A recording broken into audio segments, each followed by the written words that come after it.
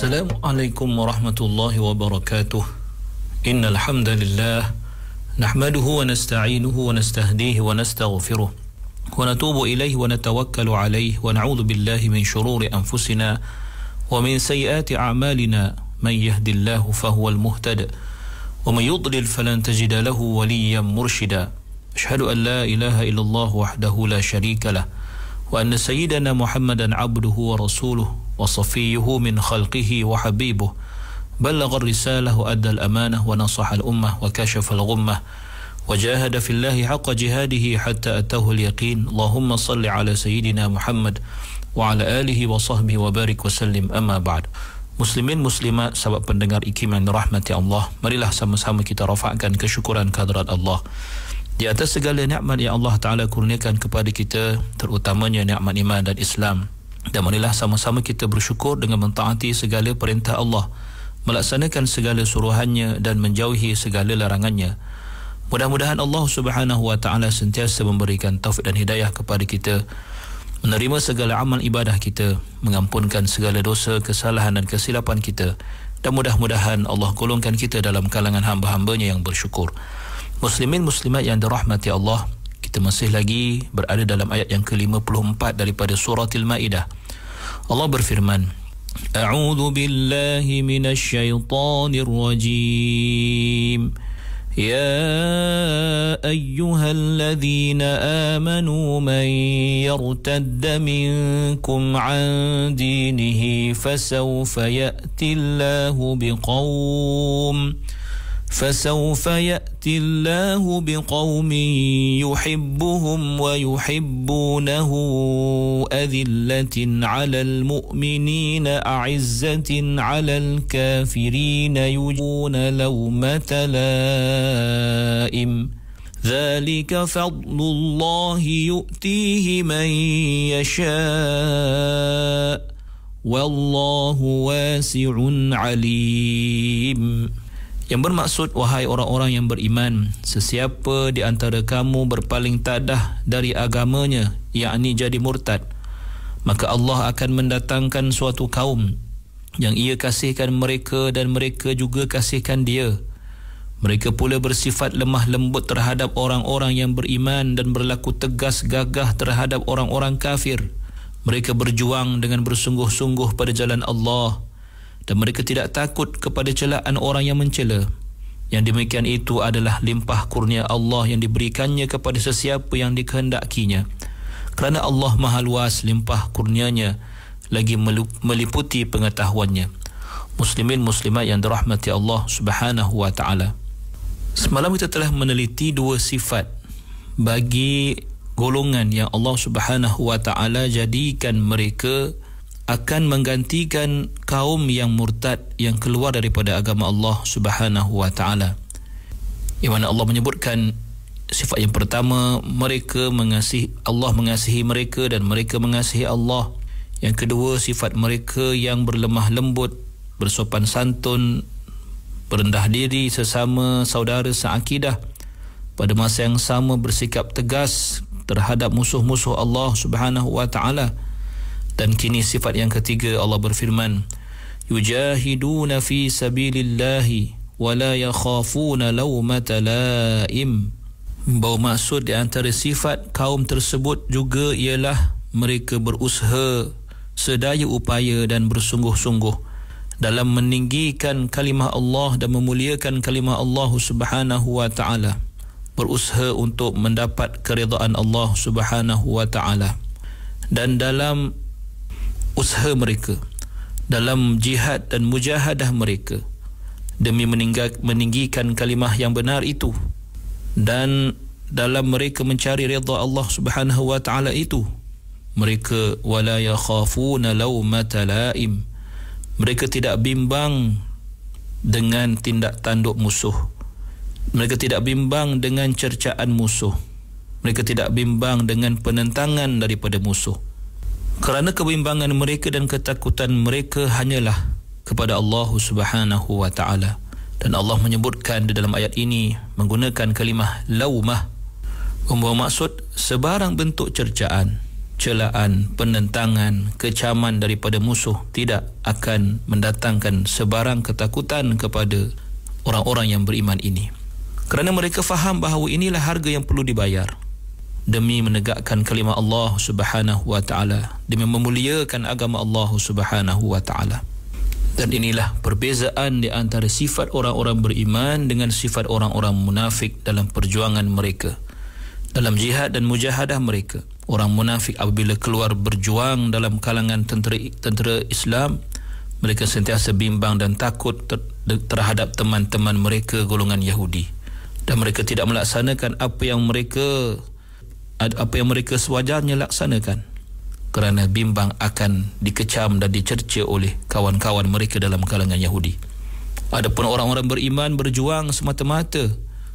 Muslimin muslimat yang dirahmati Allah Subhanahu wa taala, para ahli tafsir menyebutkan beberapa pandangan dalam menyatakan siapakah orang yang disifatkan Allah Subhanahu wa taala, atau siapakah kaum yang dimasukkan oleh Allah Subhanahu wa taala dengan sifat-sifat yang mulia itu, yang akan datang sebagai menggantikan golongan yang murtad yang keluar daripada agama Allah Subhanahu wa taala. Setengah ahli tafsir mengatakan bahawa dimaksudkan kaum itu ialah kaum, iaitu merujuk kepada Sayyidina Abu Bakar As-Siddiq radhiyallahu anhu, dan yang bersama-sama dengan baginda dalam kalangan orang beriman yang memerangi golongan murtad. Sementara yang lain pula berpandangan bahawa dimaksudkan dengan kaum itu ialah golongan Ansar, iaitu golongan Ansar yang telah menyokong dan membantu dakwah Nabi Muhammad sallallahu alaihi wasallam. Dan di antara pandangan lain, antaranya daripada Imam Mujahid, mengatakan bahawa dimaksudkan dengan kaum tersebut ialah Ahlul Yaman, dan pandangan-pandangan yang pelbagai.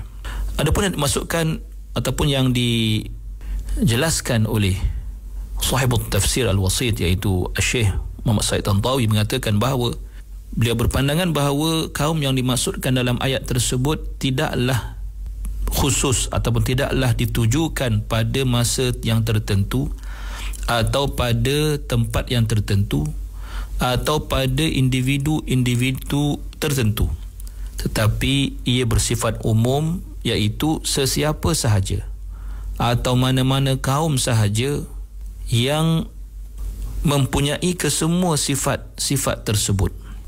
Maka setiap orang yang mencintai Allah dan dicintai Allah, setiap kaum yang bersifat merendah diri, bersopan santun dengan orang-orang beriman, dan sangat tegas dengan orang-orang kafir, setiap individu atau kaum yang berjihad pada jalan Allah tanpa sebarang rasa takut kepada sesiapa pun melainkan Allah Subhanahu wa taala, maka dia dan mereka lah orang yang dimaksudkan di dalam ayat ini. Adapun tubuh badan mereka, siapakah mereka, identiti mereka, hanya Allah Subhanahu wa taala saja yang mengetahuinya. Kerana tidak ada sebarang nas yang sahih yang layak untuk dirujuk ataupun yang layak untuk dipegang bagi menentukan sebenarnya siapakah kaum yang dimaksudkan di dalam ayat ini. Muslimin muslimat yang dirahmati Allah. Allah berfirman lagi, "Dzalika fadlullahi yu'tihi man yasha' wallahu wasi'un alim." Bermaksud yang demikian itu merujuk kepada apa yang Allah Subhanahu wa taala kurniakan kepada kaum tersebut berupa sifat-sifat yang mulia. Kesemua itu adalah fadlullah, adalah kurniaan Allah, dan juga ihsanullah, kebaikan daripada Allah Subhanahu wa taala. Yu'tihi man yasha, yang Allah berikan, kurniakan kepada sesiapa yang Allah kehendaki dalam kalangan hamba-hambanya.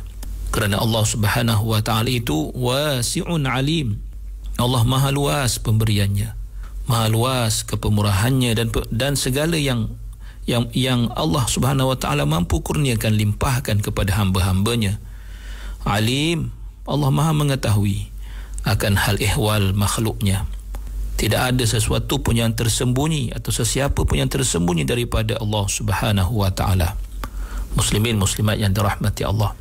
Di antara hukum yang para ulama ambil daripada ayat ini ialah wajib atau kewajipan bermujahadah, berusaha bersungguh-sungguh dengan usaha yang tidak pernah kenal jemu dengan penuh serius dan keazaman dalam usaha meninggikan kalimah Allah Subhanahu wa taala dengan jalan memerangi musuh-musuh Allah Subhanahu wa taala, atau dengan jalan menyatakan kalimah yang benar itu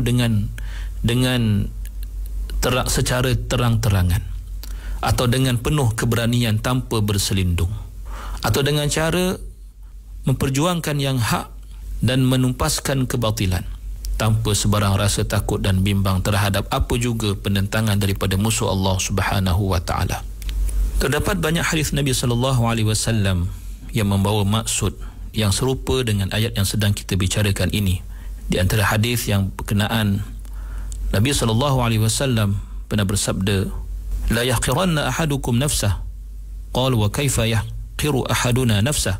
Qala an yara amra Allah fihi maqal fala yaqulu fihi fayuqalu lahu yawm al-qiyamah ma mana'aka an takuna qulta fi kadha wa kadha fayaqulu makhafatun nas fayaqul iyaya ahaqqu an takhaf.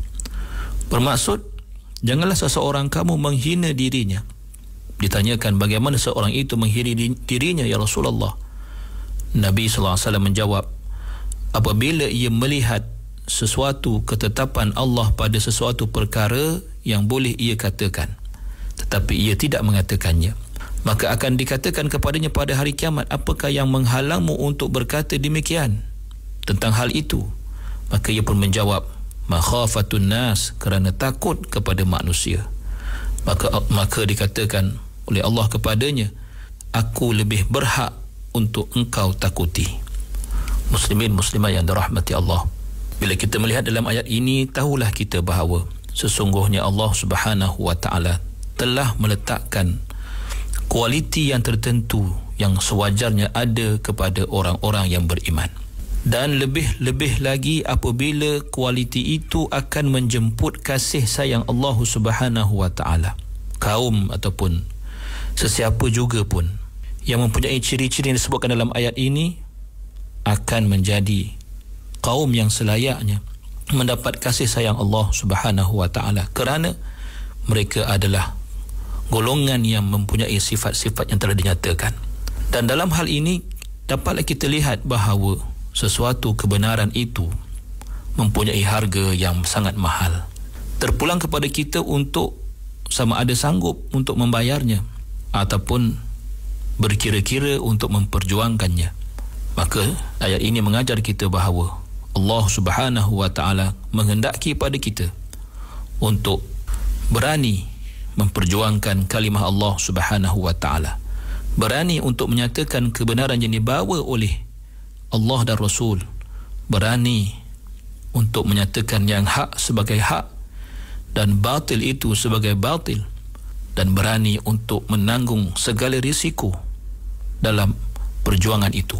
Segala kesan buruk yang datang daripada musuh-musuh Allah Subhanahu wa taala yang pasti tidak akan menyukai yang hak itu, tidak menyukai yang benar itu, dan sebagai orang yang beriman sewajarnya sanggup dan berani untuk membayar betapa mahal jua harga yang perlu dibayar dalam meninggikan kalimah Allah Subhanahu wa taala, walaupun sampai sanggup untuk kehilangan nyawa diri sendiri. Aqulu qawli hadha wa astaghfirullahal azim li wa lakum. Wassalamu alaikum warahmatullahi wabarakatuh.